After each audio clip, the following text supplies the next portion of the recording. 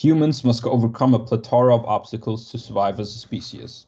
The exponential growth of the world population and the scarcity of resources are just few of many. According to 70% of the water use, the agriculture sector must find innovative solutions to make more efficient use of our most precious resource, water. We are C3A and we're determined to meet this pain point.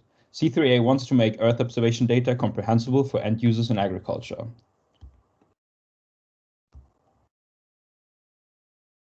Our reports published on the webpage and app are helping to understand the data and tailoring the global output to the local needs.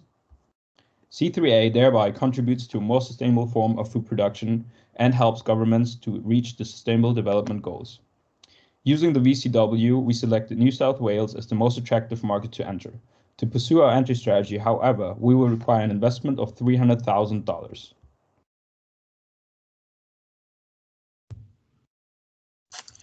Thank you, Yannick. With this elevator pitch, we welcome you to our final presentation in the course Innovation and Value Creation Wheel. Our team consists of Theo, Michele, Yannick, Anna Carolina, and me, Lisa. We received the challenge to find a country and state for market entry for our startup, and to solve this challenge, we used the Value Creation Wheel as a meta framework. For this reason, the following presentation is structured according to the individual phases of this framework. Let's start with phase 1. In order to fully understand the problem and the context, we started the project with a desktop research. As the scope of our presentation is limited, I will only highlight the most important points of our research. First of all, we clarified why it is important to increase water use efficiency, how can Earth observation data provide a solution, and who benefits from the solution. Increased water use efficiency in agriculture is important because of 3 reasons. Agriculture is the largest consumer of fresh water. It consumes over 70% of world's fresh water. Second, our growing global population will require farmers to produce more and more grain every year. And finally, climate change leads to more drought and increases water scarcity. So we have to produce more with less water. The good news is Earth observation data can help us. Earth observation can be used to derive information on the actual transpiration of vegetation and evaporation from the soil surface. This information allows water efficiency to be increased. From this information benefit especially farmers, institutions, our planet Earth, and also governments. We will talk about those players in more detail in phase 4B. One reason why the governments are interested in such information are the Sustainable Development Goals, such as zero hunger or responsible consumption and production. A lot of countries signed those goals to contribute their part to a more sustainable global behavior. Also, our startup tries to contribute to those goals. After defining who benefits from the solution, we had a look at the competitors in the market. As our concept was not fully developed in phase 1, our goal was to provide a broad overview of potential competitors. We put them in the matrix on the slide and distinguish between whether they operate local or globally and the amount of technical expertise that is required to understand the data or service provided. Thereby, we identified 3 important high-growth players. UP42, it is an Airbus Defence and Space subsidiary and provides an open platform for EO data. It allows users to extract information from available data by using algorithms and browsing satellite images. Then OneSoil, it is a startup company that offers a service called Soil Moisture, which enables customers to control the watering level of crops. The company uses several public information sources from various satellites to receive soil moisture data. And finally, CropX. It is a leading precision agriculture company that offers advanced adaptive irrigation software service that delivers crop yield increases and water and energy cost saving services. The company tries to close the loop by integrating data from both both below and above ground. In order to combine our collected external information with our internal strengths and weaknesses, we have prepared a SWOT analysis. We have identified as our biggest strengths that we are a team with a business perspective. We create a market pull in an initially technology push market by making the technology attractive to users. However, our biggest weakness are our low financial resources.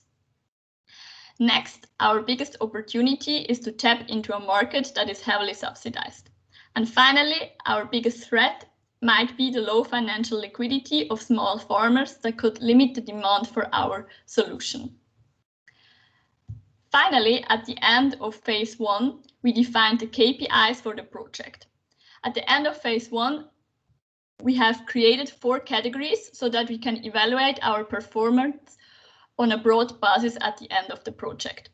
The categories are process input related KPIs, process output related KPIs, company outcome related KPIs in the short term, and company outcome related KPIs in the long term. I will evaluate those KPIs in phase 5. I'd like to hand over now to Michele. Thank you, Lisa. We pass now to phase 2. In phase 2, the intention was to generate as many potential solution countries and filter. During the first stage of phase 2, namely phase 2A, the team generated solution to address the challenge, which is the market to enter for our company. We proceeded firstly with a brainstorming sessions, and in order to avoid any preferences bias and maintain open mind during the entire process, we took into considerations and we bring to the next step all 193 countries recognized by the United Nations. Okay, so in the second stage of phase 2, the aim was to generate as many filters as possible. To do so, the team intended and the team did include the expertise of external stakeholders, contacting 3 different groups of stakeholders, with the purpose of course, increase the effectiveness of the filters and obtain useful insights in industry experience. Group 1 and 2, namely agricultural and irrigation company and earth observation and remote sensing company, have been contacted through email. Meanwhile, the third group, farmers, have been contacted through a simple but really effective survey, asking which factor, in their opinion, can influence our solution. Unluckily, we only received the answers from the surveys, so from the farmers, precisely 10 answers. In the slide, we can see the most relevant comment that we received from the farmers, and we have aggregated them into the slide that you can see here. Next, we did we use an online platform called the Mural with the purpose to capture ideas from each comment given by farmers. Lately, using farmers' input, brainstorming sessions, and secondary data, merging all this information together, we were able to generate 72 filters. And in order to address the global paradox, we decided to divide the filter into 56 global filters and 16 locally. Additionally, each filter has been categorized in the PESTEL dimensions, dividing political and legal, economical, socio-demographical, technological, environmental, agricultural, and lastly, market competitiveness. Here we can see a brief resume of the filters that we have came up. Meanwhile, now we pass to phase 3. Phase 3 is structured in a way to have the highest possible contact with the key decision makers. And in this phase, the purpose for the KDM is to select and validate both the solutions and the filters that were obtained in phase 2, with the purpose of reduce all the criteria in the solution to the most relevant elements to then be applied in the value creation funnel. The first stage, namely phase 3A, refers to the previously found solution in phase 2A. In our analysis, as we said before, we want to keep an open mind an open mind process, and for this reason, we kept all 193 countries previously selected.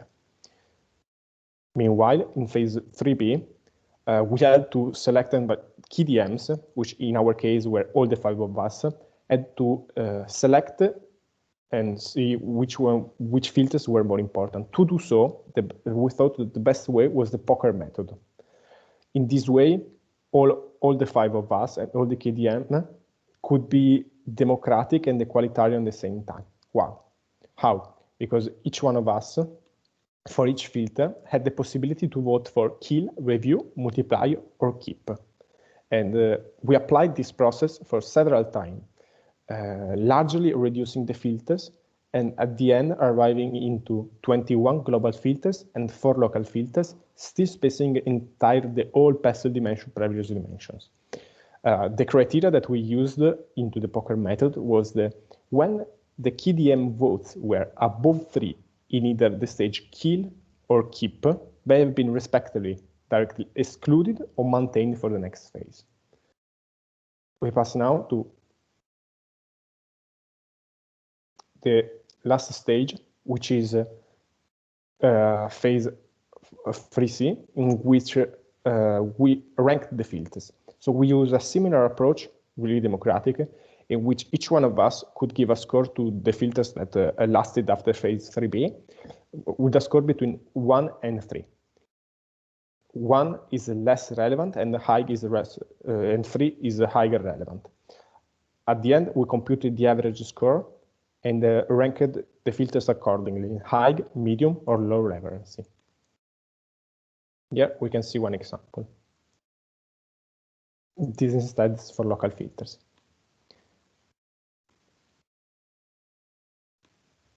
We pass now to phase 4A.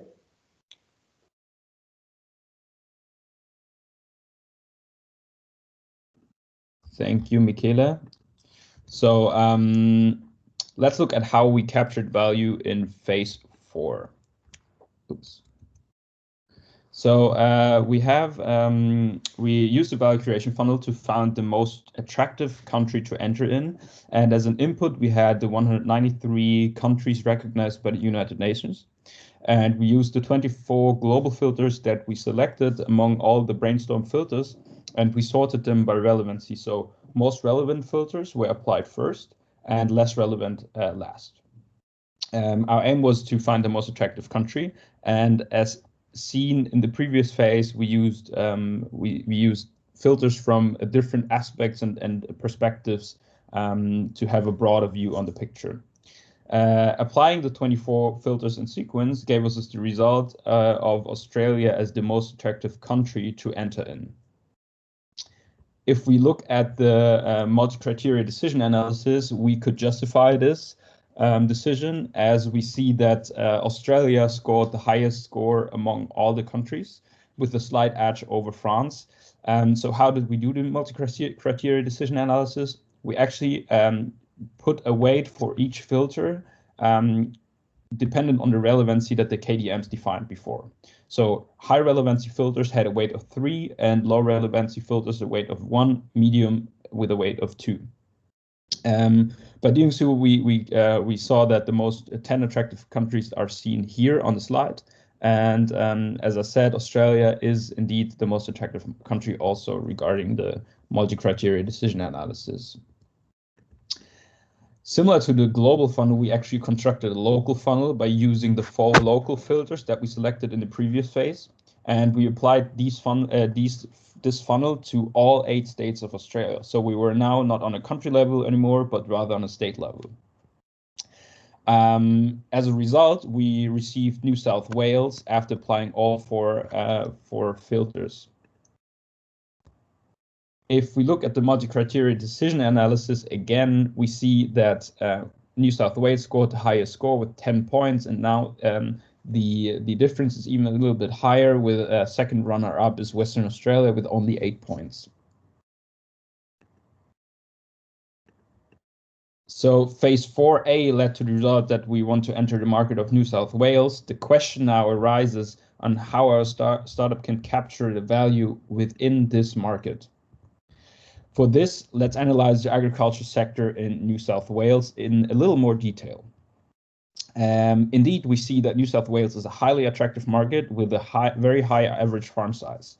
It has an average farm size of more than 6,000 hectares, which is huge if we compare it, for example, with Portugal, which has an average farm size of 18 hectares, which is provided information by the European Commission. Further, New South Wales contributes to 20% of the total gross value of agriculture in Australia, which is almost $12 billion. If we further break this down, we see that in New South Wales, there are almost 8,000 enterprises using irrigation systems, meaning that there's a huge number of potential customers. However, coherent with our user scenario, we and also stages later in the project, we want to highlight that there's also a number of associations. Especially, we want to focus on potential associations that we can target. For example, New South Wales Farmers Association, which is an association combining different stakeholders within the agriculture industry in New South Wales. And why is it so relevant for us? It's mainly because they state themselves as an association that wants to make farming, yes, more profitable, but at the same time more sustainable. So there we see the alignment with what our service can actually offer. We also researched a little bit on what potential funding can C3A tap in. And we see there are a plethora of funds. We just listed a few here. And I just want to name, for example, the New South Wales State Priority Project. That's actually a fund that combines multiple projects within different sectors. So it's not agriculture specific, but at the same time, it incorporates the New South Wales Irrigated Farm Modernization Project, which has a funding capacity of 111 million available in New South Wales. Further, an interesting project or fund would be for us, the Farm Innovation Fund, which has a funding capacity of $1 billion. And this can not only be beneficial for us, but also these funds can be given to farmers and associations, and therefore increase the likelihood and their of buying our service as they have more financial resources at hand. Now that we know of the geographic market we like to enter and we see that it's really attractive for us, we want to look deeper into the Earth observation value chain to find out what is the problem and what can C3A do to diminish this problem. So the problem that we identified is actually consisting of 3 sub-problems. First, the end observation user does not understand the output that the downstream industry, so the service providers and consultants, provide, because they have lower technical expertise than is required to understand it. The only way to understand the data of Earth observation is by being reliant on advisory and consulting services, which are really expensive and therefore often not an option for people in the agriculture sector. The second sub-problem is that the downstream industry is often operating globally, and therefore it is not such an attractive option for governmental funding, because governments are more likely to fund into domestic companies rather than foreign companies. Lastly, because of the global operations that I just mentioned, the downstream industry often misses out to incorporate really important local knowledge that would enrich the Earth observation data. For example, focusing on specific crop types that are really common in the area, focusing on seasonal effects, etc. So what does C3A actually want to do to solve this problem? So C3A, we want to establish ourselves within the downstream industry as a new player. We want to first reduce the complexity of Earth observation data and make it really understandable for people within the end user sector. So comprehensibility is really important. Further, we want to focus on local needs for the end users by being just in one local market where we are specialists. And third, we want to be a local company and therefore be an attractive investment opportunity for governments, in this case for the Australian government. Before we going into the further steps of the project, we want to know exactly what the downstream industry in New South Wales looks like, and therefore we wanted to enrich our competitor analysis that we did previously in the first phase by just focusing on three players within the downstream industry in New South Wales. First, Esri Australia is a locally specialized company that is part of an international group, and they offer a software solution that is actually really well developed, but at the same time high to medium complexity, so not that easy to understand for farmers and agriculture players. We have GeoImage as an Australian company that was lately required and is also part of the downstream industry, and it helps to convert Earth observation data into really output and information, but at the same time it's more really for professionals and it's still hard to understand.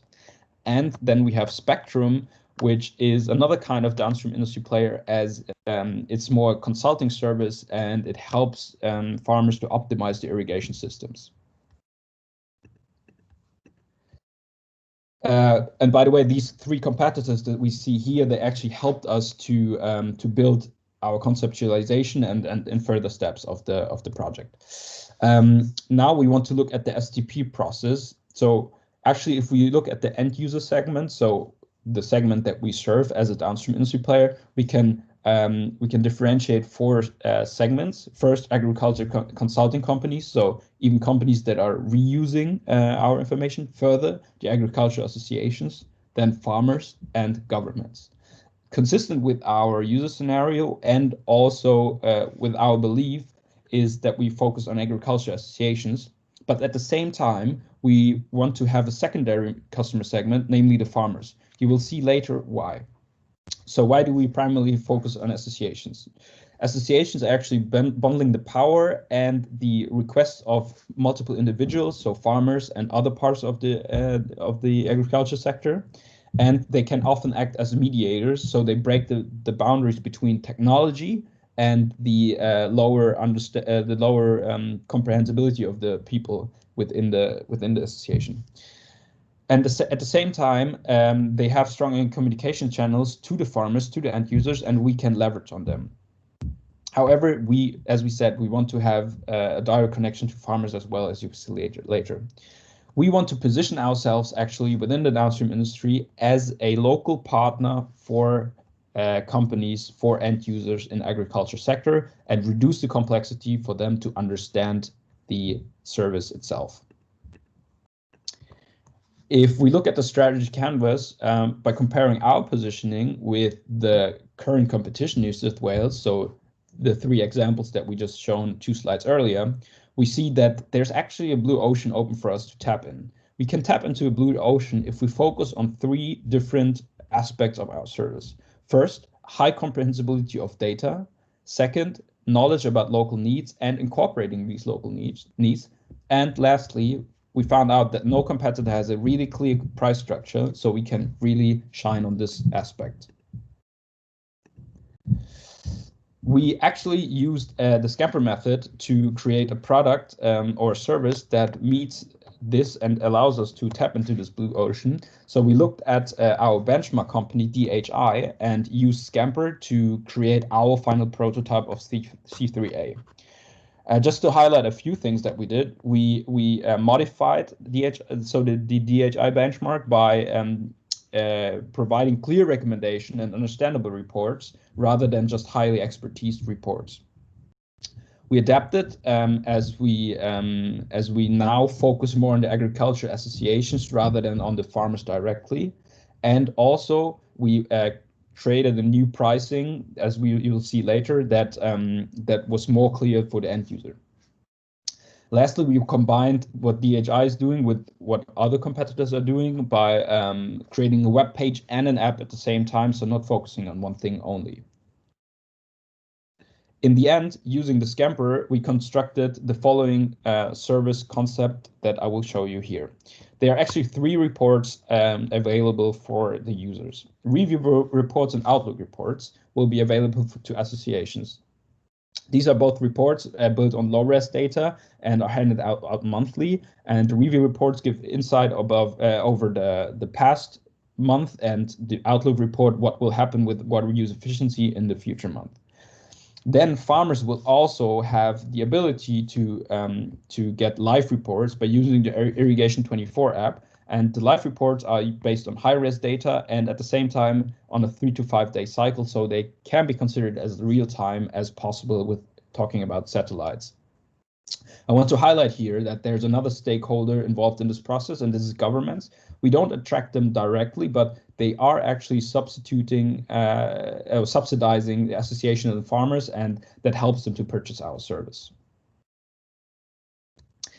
Let's talk about the prices real quickly. We actually see that for the review and outlook reports, so talking about associations, we want to have lower prices, around 32 cents, and long-term contracts. How do we come up with this price? We actually did a scenario analysis, and we looked at what the input costs and what margin do we have to cover our costs, and 32 cents should be a reliable indicator. For live reports, we have more like a premium price and a flexible subscription. So our pricing will be around $1.50, again based on a scenario analysis. And this is also due to we have higher cost of input because the high-res imagery and the high frequency of scans. We call this, by the way, a modification of the razor blade model, as we attract the users by the base product, the cheap product, and then we reap the benefits of selling a premium price product. Here's just a quick overview of our value proposition canvas that we used to create our product also.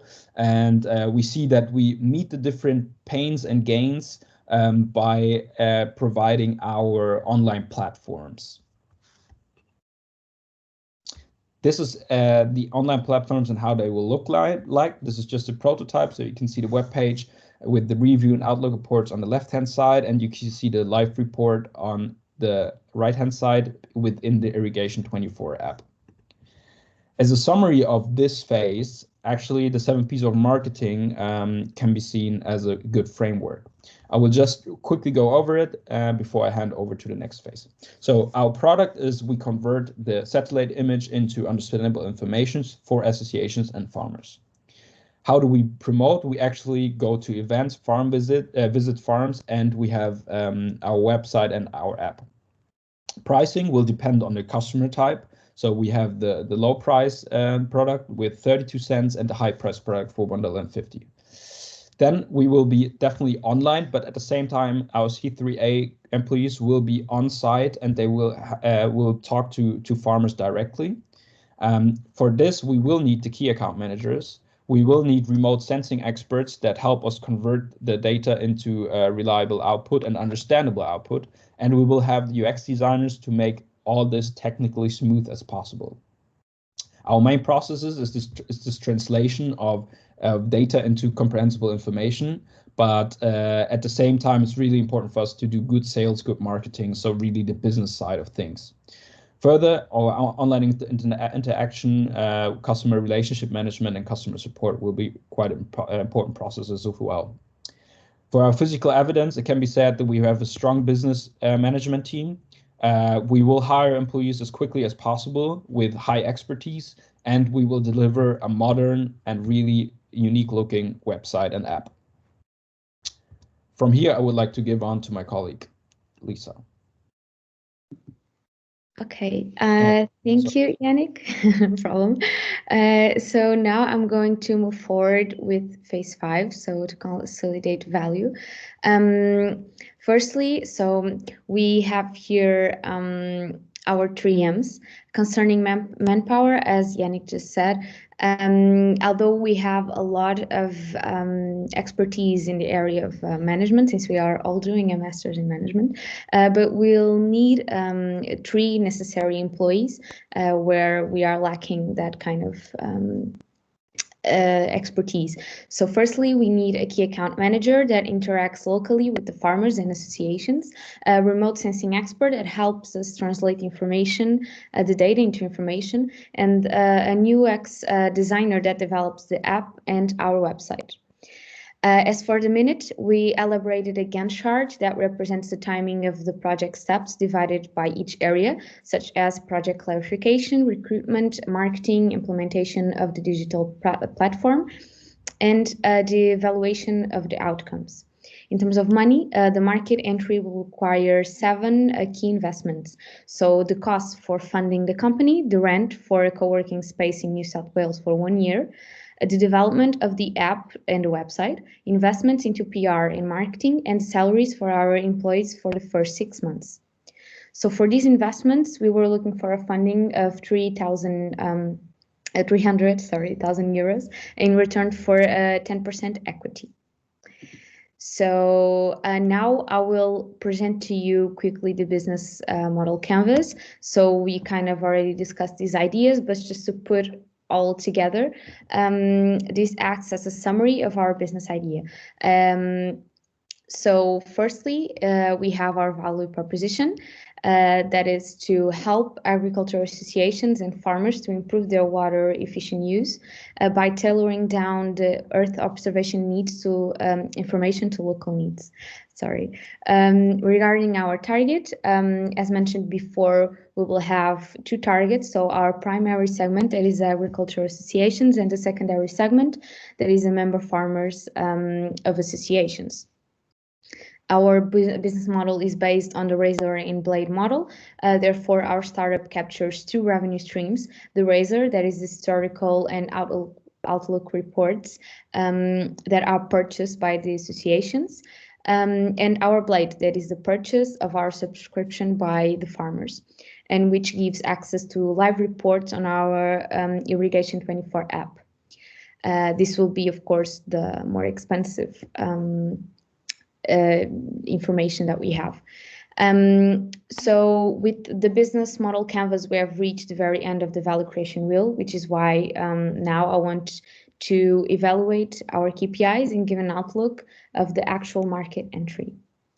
So now for the evaluation of the KPIs, we managed to fully achieve almost all of the project process and project output related KPIs, with the exception of KPI number 5. So we only involved 10 internal, external stakeholders in the process instead of 15.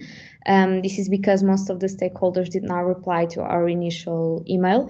Then afterwards, we were able to contact them through a member of our team, but it was quite difficult, so we couldn't really fully comply with our expected results. But for the KPIs in the area company outcome related, so the long term and the short term, these are the future oriented, and therefore we cannot calculate them for now. So now, talking into the future, I would like to finish our presentation with the roadmap for the market entry. We suggest that in a first step, the KDMs meet for a final discussion.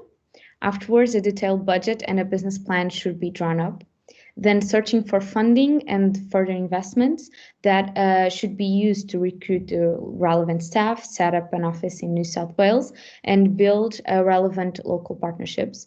And finally, as a 5th step, the product should be launched in New South Wales and should then proceed for an expansion and exit strategy. But for all of this, we need the funding. So only with the right funding, the right investment, we can contribute to a more sustainable form of food production. So let's invest in the future of our planet Earth. And thank you so much for your attention. And this is how we finish our presentation. Thank you so much.